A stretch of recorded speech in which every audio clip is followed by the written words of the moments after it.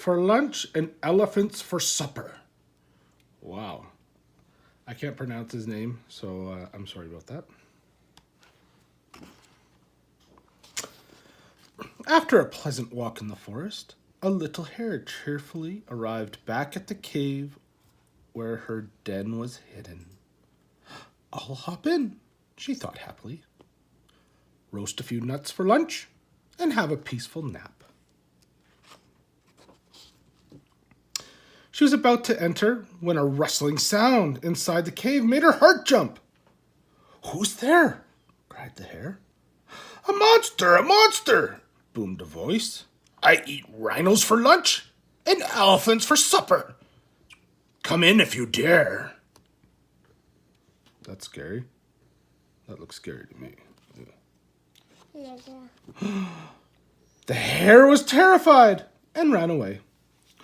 Along the way, she met a fox and told him of the monster. "I'll get him out for you," said the fox. "You can't," shrieked the hare.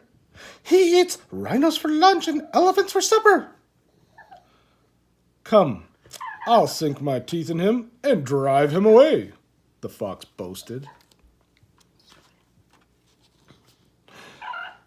At the cave, the fox bared his teeth and barked. "This is the home of my friend the hare. Come out, you bully monster, before I sink my teeth in your neck."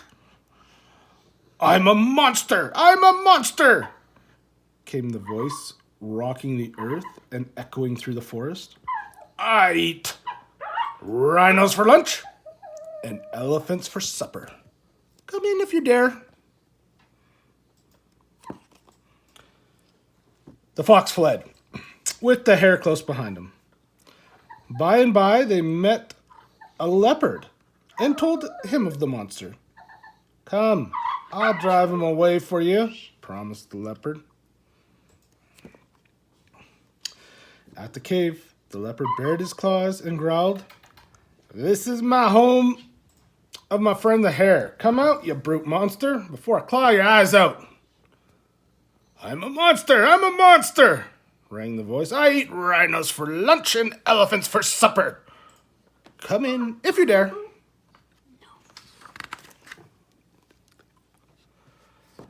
The leopard went leaping away with the fox and the hare behind him. They didn't stop until they met a rhino. "Leave him to me," rumbled the rhino when he heard about the monster. "One poke with my horn, and he'll be out in the bush." That's a big rhino.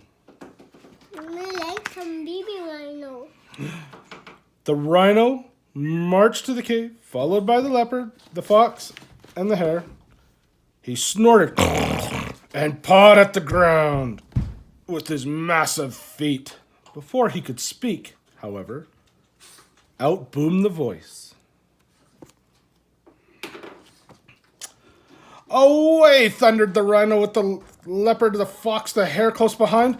All along the way, they met the elephant, who told him of the monster.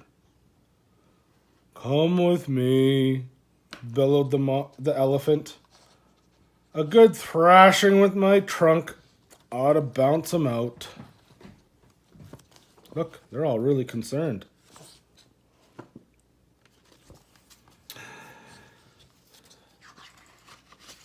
I think we missed a page there, but oh no. They jumped right into him being scaredy cat there. But his bellowing did no good. Okay, And once I know. His bellowing did no good. And once again, with the elephant in the lead, they all stampede away from a frightening voice in the cave. As the animals went crashing through the forest, the ground shook and woke up a little frog who came storming out of his hole. Her hole. She looks like a her. Interesting. "What is the meaning of this?" she demanded angrily. "Your foolish noise woke me up."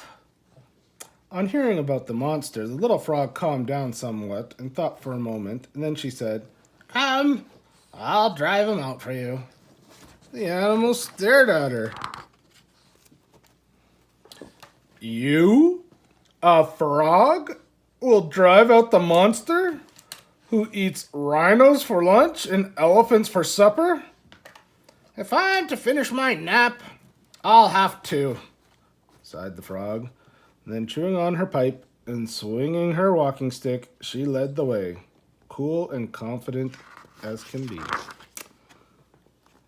When she got to the cave, she said to the monster, "This is the home of my great friend the hare. Come out, whoever you are, before I come in and get you." "I'm a monster," came the reply. "I eat rhinos for lunch and elephants for supper. Come in if you dare." "I am the great eater, the great eater," boomed back the frog. "I eat rhinos for breakfast, elephants for lunch, and monsters for supper. I'm coming.